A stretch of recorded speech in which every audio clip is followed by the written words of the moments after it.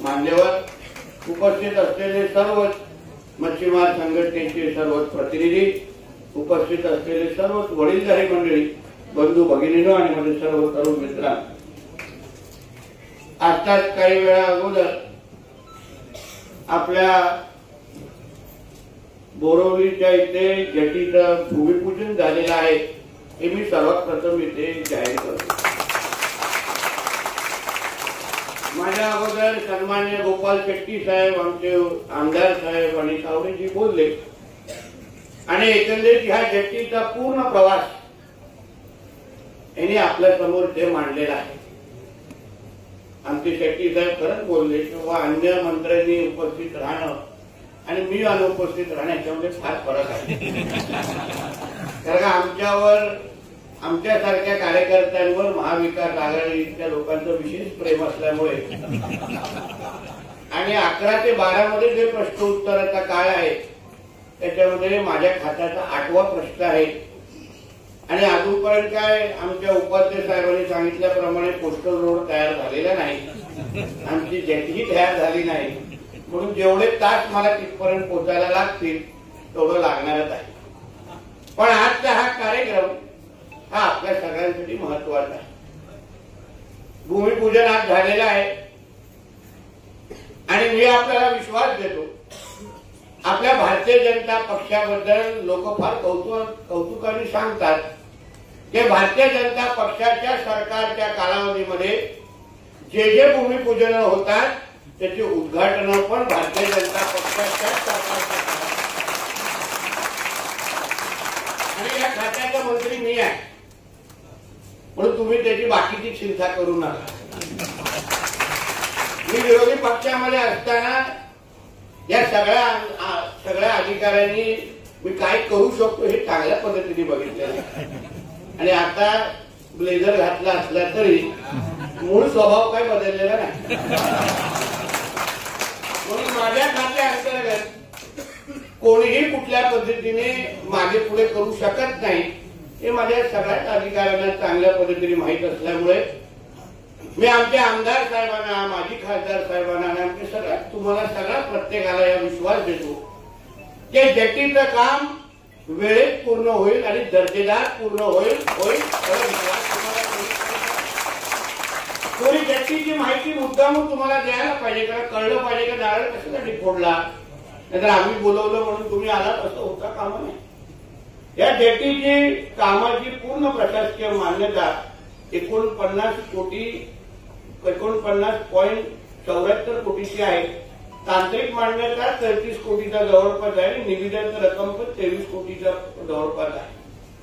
ही जी काय आमच्या महाराष्ट्र मेरीटाईम बोर्डच्या माध्यमातून बांधत असलेली जेटी ही जसा आपल्या आमदार साहेबांनी उल्लेख केला, सावडेजींनी उल्लेख केला, आपल्या आदरणीय पंतप्रधान मोदी साहेबांनी अशा पद्धतीच्या किनारपट्टीच्या भागाच्या विकासासाठी केंद्र सरकारच्या एक अतिशय चांगली स्कीम सुरू केली, त्याला सागरमाला म्हणतात। अरे सागरमाला अंतर्गत जे जे प्रकल्प होतात तो 50% केंद्राचा वाटा आणि 50% राज्याचा वाटा असतो आणि त्यामुळे हे सगळे प्रकल्पाला आर्थिक ताकद देण्याचं काम आमच्या केंद्र सरकारच्या माध्यमातून होतं। म्हणून आमच्या सरकारचे आभार मानण्याच्या अगोदर आपण आदरणीय पंतप्रधान मोदी साहेबांचे आभार मानले पाहिजे।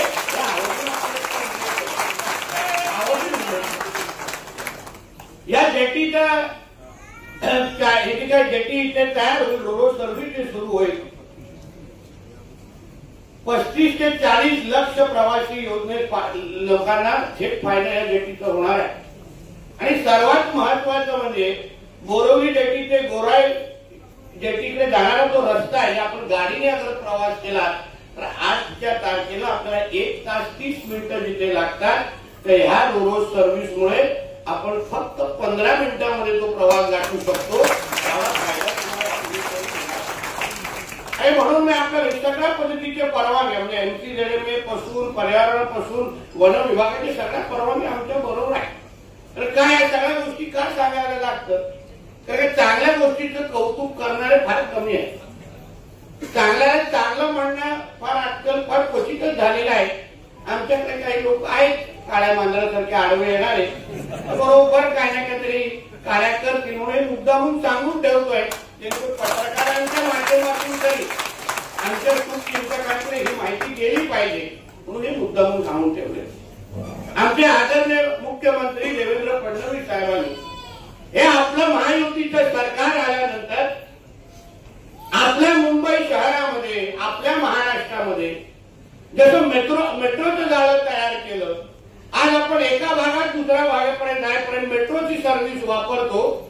तसं आदरणीय मुख्यमंत्री साहेबांचा मानस आहे की त्याच धर्तीवर मुंबईच्या MMR भागामध्ये वॉटर मेट्रो पण लवकरात सुरू करण्यात यावी आणि त्या दृष्टिकोनातून आपण काम सुरू करतो.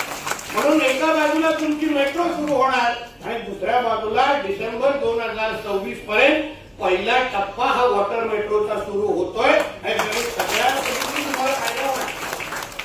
कोचीमध्ये वॉटर मेट्रो सुरू आहे. तीच कंपनी आपल्या मुंबईमध्ये वॉटर मेट्रो सुरू करते आणि त्याचा DPR बनतोय. सप्टेंबरला त्याचा DPR हातात आल्यानंतर डिसेंबर 2026 ला पहिले 3 रूट आपण चालू करणार आणि म्हणून आपल्या मुंबईचा विकास करण्याची पूर्ण जबाबदारी आमच्या महायुतीच्या सरकारची. आपण कुठेही कमी पडत नाही. आता हा प्रकल्प पण कर म्हटलं तर आपण बोलू नये पण तिथेच आपली निधी अडकून पडलेली. आमचे शेट्टी साहेब असो अन्य सगळ्या लोकप्रतिनिधींनी आपल्या आपल्या पद्धतीने त्या पद्धतीने प्रयत्न करत करत तिथे आणलं आणि जेव्हा मंत्री झाल्यानंतर मी माझ्या MMB मध्ये बसलो की बाबा मला प्रकल्पांचं स्टेटस सांगा आणि मग 10 मधले 8 प्रकल्प बंदच पडलेले चालूच होत नव्हते. पण मी बोललो की हे तर माझ्या काळात तर चालणार नाही. मग त्याच्या प्रकल्पाच्या संदर्भात माहिती घ्यायला लागली. मी ह्या निमित्ताने तुमचे आमदार आमच्या उपाध्यक्षांचे मनापासून मी त्यांचा आभार मानेन की मी त्यांना एक फोन केला की संजयभाई आपल्याला हा प्रकल्प पूर्ण करायचा. अडचणी आहेत 2-3 इथे का आता अडचणीशिवाय आपल्या देशामध्ये प्रकल्प होत नाही आणि त्याशिवाय मजा पण येत नाही. कुठला प्रकल्प निधी दिल्यानंतर झाला आपल्यालाच आश्चर्य वाटेल कसं काय झालं नाही. पण तरी या प्रकल्पामध्ये काही अडचणी होत्या. आम्ही मंत्रालयामध्ये पण संजयभाई आले सगळे शिष्टमंडळ पूर्ण घेऊन आले आणि आम्ही बसून सकारात्मक पद्धतीने हा प्रकल्प कसा पूर्ण करायचा ह्या दृष्टिकोनातून आपल्या आमदारांनी फार महत्वाची भूमिका बजावली आहे. त्यासाठी मनापासून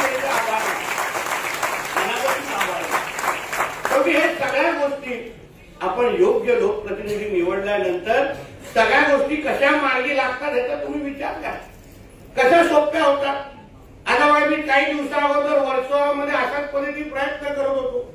आमच्या वर्सोवाच्या जनतेने थोडं काय विचार करून आपला कोणतरी खान नावाचा आमदार निवडून आणलाय आणि आमदाराच्या आडनावामध्ये खान असेल तर प्रकल्प कसे पूर्ण होतील प्रॉब्लेम आहे तिथे आणि म्हणून ते थांबलेले. आपण त्याच्यातून मार्ग काढणार. त्यालाही बोललो की बाबा माईकला ज्यादा सुननेवाला नाहीये. मी माझ्या पद्धतीने करून टाकले. तुला यायचं तर ये नाही यायचं तर नको येऊ. आपली तिथे गाडीच चालणार. तुला काय मला फरक पडत नाही. आपण टॅक्स फ्री आहोत. आपल्याला टॅक्स लागत नाही. म्हणून मी आपण संजयभाईचे ह्यामुळेच कौतुक करतो. म्हणूनच आम्ही जेव्हा वारंवार आपण निवडणुकीच्या निमित्ताने आमचे खासदार पियुष गोयल साहेब निवडून गेले आहेत. आपले आमदार आपण तुम्ही उपाध्यक्षांना निवडून दिलंय. बघा वातावरण किती चांगल्या पद्धतीने आपण करतोय. विकासात्मक वातावरण आहे. प्रकल्पाला विरोध होत नाहीये. चांगल्या चांगल्या गोष्टी मतदार म्हणून तुमच्यापर्यंत आणण्याचं काम तुमचे लोकप्रतिनिधी करतायत. हे खरं म्हणलं तर मतदार म्हणून तुमच्या लोकांचं कौतुक करायला पाहिजे. तर तुम्ही योग्य निर्णय घेतला. तुम्ही ठरवलं की नाही आमच्या बोरिवलीमध्ये आम्हाला हिंदुत्वच विचाराचा लोकप्रतिनिधी पाहिजे आणि म्हणून तुम्हाला इथे सगळं भगवान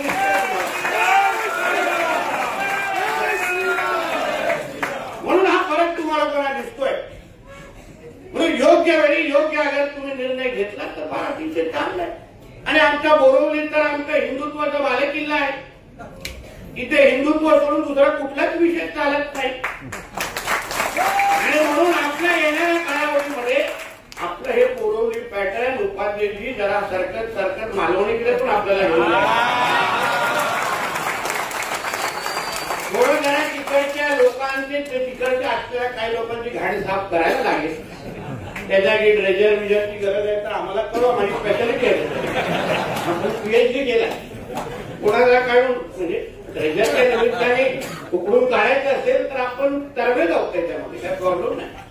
पण हा काय हिंदुत्वाच्या नावाने हिंदू समाजाने हक्काने सांगतो आपण काय मागितले. आमचे माझ्या कोकणातले लोक आहेत, मी ज्या आमदार झालोय ना फक्त हिंदू मतांवरच मी आमदार इथे झालेलो. कुठल्याही गोल टोपी आणि गाडीवाल्याने मला मतदान केलं नाही, कोणीच केलं. आणि तुम्ही विचार करा, लोकांना वाटायचं अरे एवढा हिंदुत्व करतो ह्याचा तर ह्यावेळी विकेट आहे. तुम्ही विचार करा 2019ला मी 29,000 निवडून आलो. मग त्याच्यानंतर मध्ये लोकसभाची निवडणूक झाली. आमच्या राणेसाहेब तेव्हा उभे होते. मी 26,000वरून 41,000ची लीड त्यांना दिली. आणि मी स्वतःच्या निवडणुकीत जिथे मी उमेदवार आहे, जिथे हे लोकांनी जंग पछाडलं, म्हणजे फक्त तुमच्या नलबाजारवरून नाही पण सौदी दुबईवरून लोक माझ्या इथे पैसे लावायला आलेले, तरी पण मी 58,000 मी निवडून आलेला आमदार आहे.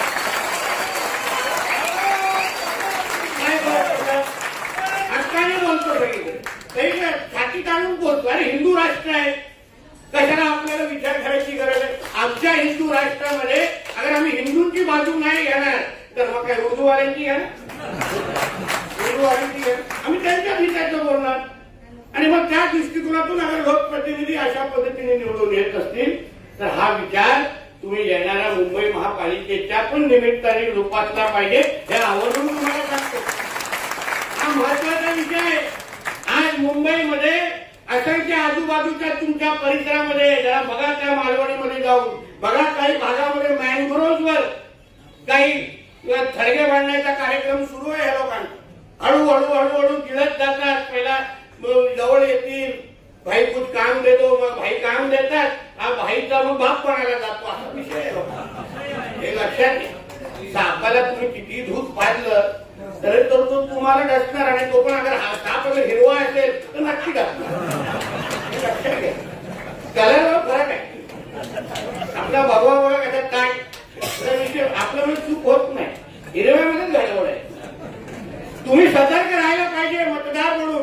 आज सतर्क राहिला म्हणून बघा आजूबाजूला कशी विकास कामं होत आहेत. बघा आपल्या देवी देवतांचं कसं संरक्षण दिलं जात आहे.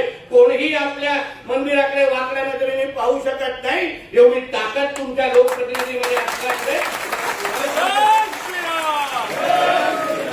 मला आता आपल्या संजय भाईंनी जसं सांगितलं, सरकार तुमचं आहे, हिंदू समाजाने निवडून आणलंय. आपल्या गणेश चतुर्थीला दिलं नाही चांगला दर्जा. आपलं सरकार आहे म्हणून आपल्या देवी देवतांची सुरक्षा केली जाते. विचार दुसऱ्यांच्या महाविकास आघाडीच्या सरकारच्या काळात होतं का या सगळ्या गोष्टी. इकडे पाकिस्तान जिंदाबाद, हिरवा गुलाल, बोंगे, मला 5 मिनिट 10 वेळा पण वाजले असते, तुमच्या घराच्या बाहेर पण वाजले असते, अशी प्रक्रिया झाली. आज तुम्ही सगळेजण वाचता, माहिती घेता, मोठे मोठे मोबाईल हातात आहे. मुद्दाहून बघा लंडनमध्ये काय चाललंय, मुद्दाहून बघा अमेरिकेमध्ये काय चाललंय. अमेरिकेमध्ये महापौरची निवडणूक तिथे सुरू आहे आणि तिकडच्या महापौरचा उमेदवार जो आहे मुसलमान समाजाचा आहे, त्याची जरा भाषणं बघा. तो उद्या तिथे काय करणार आहे बघा. न्यूयॉर्क सारख्या शहरामध्ये तो काय परिवर्तन आणणार आहे बघा. आज लंडनमध्ये चुकून जाऊन बघा. लंडनमध्ये प्रत्येक तिसरा आज या तर गोल टोपी दाढीवाला आहे तिथे. तिसऱ्या महिला आपलं हिजाब घालून तिथे फिरतात. हातातून निघून गेलाय लंडन शहर, नाही राहणार त्यांच्या हातात. तोच विषय अगर मुंबईमध्ये तुम्हाला करायचा आहे का, हा विचार घेऊन तुम्ही सगळेजण पुढे आला पाहिजे. नाहीतर आज अगर तुम्ही सतर्क राहिला नाही, या गळ्यात घातलेल्या भगवाचं संरक्षण केलं नाही तर उद्या मुंबईचा महापौर पण कोणतरी अब्दुल किंवा शेख असेल, मग तुमच्या हातात काहीही राहणार नाही. लक्षात घ्या. मग का मस्जिदीवरचे बोंगे सोडा, तुमच्या घरावर बोंगे लावतील आणि तुम्ही काही करू शकणार नाही. या बाबतीमध्ये तुम्ही मतदार म्हणून, मुंबईकर म्हणून तुम्ही सतर्क राहायलाच पाहिजे, असं मताचं मी आहे. नाहीतर एकदा वेळ निघून गेला तर बघा लंडनच्या लोकांच्या हातातच काय राहिलं नाही. बोंबा मारतायत तरी कोण त्यांचं ऐकायला येणार नाही.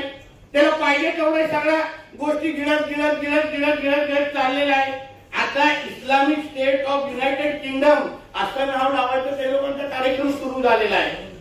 यांनाही आपल्या देशाला गजवाय हिंदच्या अंतर्गत आपल्या देशाला इस्लाम राष्ट्र बनवण्याचे हे सगळे यांचे कार्यक्रम आहेत, जे आपले उपाध्याय आणि आमचे आमदार आणि माजी खासदार सारखे लोकप्रतिनिधी जेव्हा आपल्याकडे असतील तर यांचं काही चालणार नाही, काही चालणार नाही. म्हणून आपण विकास करण्याची जबाबदारी आमची आहे, त्याची चिंता करू का. रोड कोस्टल रोड सगळं येते, पण हिंदू म्हणून तुम्ही जोपर्यंत सतर्क राहणार नाही, हिंदू म्हणून जोपर्यंत तुम्ही जागृत राहणार नाही, बघा तुमच्या आजूबाजूला काय चाललंय. भाषा पुरी केली जाते, जात पुरी केली जाते. आता आमचे संजय उपाध्याय आपल्या काही लोकांपेक्षा चांगली मराठी बोलतात. म्हणजे बॉडी आपल्या अमिताभ बच्चन सारखी आहे आणि भाषा आपल्या लक्ष्मण बेर्डे सारखी आहे. काय कॉम्बिनेशन हिंदू आहे की नाही ते महत्व. नाही तर आजकाल काय भैरू काय कमी आले नाही. आमच्या कोकणामध्ये सोंगाडे म्हणतात, सोंगाडे सोंगाडे आहे. बाहेर काही दुकानं असतात. आता आमच्या त्र्यंबकेश्वरला त्या दिवशी काही वर्षात 2-3 वर्षा अगोदर गेलेलो एका सकल हिंदू समाजाच्या कार्यक्रमात. काही तिथे मंदिराच्या बाजूने दुकान आहे, दुकानाच्या बाजूला समोर बाहेर दुकानाच्या वर बोर्ड लिहिला आहे जय श्रीराम, आपला रामाचा फोटो तिथे लावलेला आहे आणि आतमध्ये अब्दुल बसला. आपल्याला वाटलं आहे तर हिंदूचं दुकान आहे, इथून विकत घेतलं पाहिजे, पण आतमध्ये अब्दुल बसला. हे असे सोंगाळे आता असंख्य नावाने निघालेले आहेत. कोण स्वतःला विविध नाव देतात, कोण भावाच्या नावाने मिठ्या मारतात. तुम्ही फक्त सतर्क राहायला पाहिजे. हिंदू म्हणून आपण एकत्र येणं हे आज काळाची गरज आहे आणि ते तुम्ही एकत्र याल तर विकास करण्याची जबाबदारी हे तुम्ही निवडून दिलेल्या हिंदूचं सरकारची नक्की आहे, हा विश्वास तुम्हाला. आज आम्ही मंत्री आहे असलो तरी मी नेहमी म्हणतो मंत्री आमदार आम्ही नंतर, पहिला हिंदू आहे आणि ते म्हणून आम्ही ते काम करतो. आणि म्हणून या सगळ्या गोष्टी तुम्ही लक्षात ठेवून आपल्या पद्धतीने आपलं अस्तित्व टिकवण्याचं काम. आणि मुंबईचा डीएनए हा हिंदुत्व आहे, कोण दुसरीकडे जाणारच नाही. येणारा मुंबई महापालिकेचा जो का आपला महापौर आहे ना, तो भगवादारीच असणार, दुसरा कोणच असू शकणार नाही. आम्ही लोक त्याच्यासाठी आहोत, आम्ही आहोतच त्याच्यामध्ये. किती आम्हा लोकांना शिवाय घातल्या आमच्यासारख्या, किती आमच्या नावाने लिंबू फोडले, तर आम्हाला काय फरक पडतो. आमच्या कोकणाच्या देवी देवतांमध्ये फार ताकद आहे.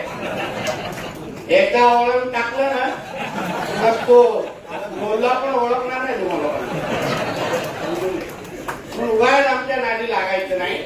आम्ही इथे सगळेजण हिंदू समाज म्हणून एकत्र राहून आपल्या इकडे जो तो विकासाचा विषय याची काही चिंता. आता आमच्या तावडे साहेबांनी एक नोटिसाची विषय काहीतरी मांडले. वरती पियुषजी आहे, आपले संजयजी आहेत, मी पण आहे. नोटिसेची कॉपी आमच्याकडे पाठवा. आमच्या कोळी बांधवांकडे कोणीही वाकड्या नजरेने बघणार नाही, एवढा विश्वास तुम्हाला करू. आणि तुम्हाला माहिती आहे मी काय टाळ्या मिळवणाऱ्यापैकी लोकप्रतिनिधी नाही. आपल्याला जे आहे करू शकतो ते करणार आणि सगळी ताकद मागे लावणार. आपली ओळख आहे, कोकणातल्या लोकांना विचार आणि उगाच परत निवडून येत नाही. म्हणून या निमित्ताने या रोडच्या निमित्ताने मी आपल्याला विश्वास देतो. अजून पण विकास आमच्या तर आमदार साहेबांनी तर घर पण मिळून जाण्याचे आश्वासन देऊन टाकलंय. पण संजयजी आपल्याला इथे घर घेण्याची गरज नाही. कोकणातलं प्रत्येक घरनं हे राणेंचंच आहे, सगळे नातेवाईकच आहे. आम्हाला सांभाळण्याचं कामच हे लोक करतात. म्हणून काही त्याची चिंता नाही. तुम्ही जेव्हाही बोला, आपल्याला बोरवलीला तुम्ही असाल, आपले गोपाल शेट्टी साहेब असतील, आमचे पियुष गोयल साहेब असतील, या सगळ्यांना तुम्ही जे जे शब्द टाकाल माझ्या खात्या अंतर्गत ते सगळे शब्द पूर्ण होतील. हा शब्द देऊन तुम्हाला मी ह्या निमित्ताने बिलकुल चिंता करू नका. म्हणून ह्या निमित्ताने परत एकदा आपल्या आमदार साहेबांचं मी मनापासून त्यांचे आभार मानतो की त्यांनी एकत्र येऊन जे ह्या प्रकल्पाला पूर्ण करण्यासाठी जी ताकद आमच्या महाराष्ट्र मेरिटाईम बोर्डला दिली, त्यांनी अशाच पद्धतीने सहकार्य पुढे पण ते करतील असा माझा विश्वास आहे. आमचे गोपाल शेट्टी साहेब असतील, आमचे जिल्हाध्यक्ष असतील, आणि भारतीय जनता पक्षाचे माझे सर्व सहकाऱ्यांना मनापासून मी आभार मानतो. आणि परत एकदा आमच्या सगळ्या जे उपस्थितांना मी तुम्ही इथे आलात, मोठ्या संख्येने आलात, आम्हाला ताकद देण्यासाठी आलात, त्यासाठी मनापासून तुमचे आभार मानतो. इथेच थांबतो. जय हिंद, जय महाराष्ट्र, जय जय.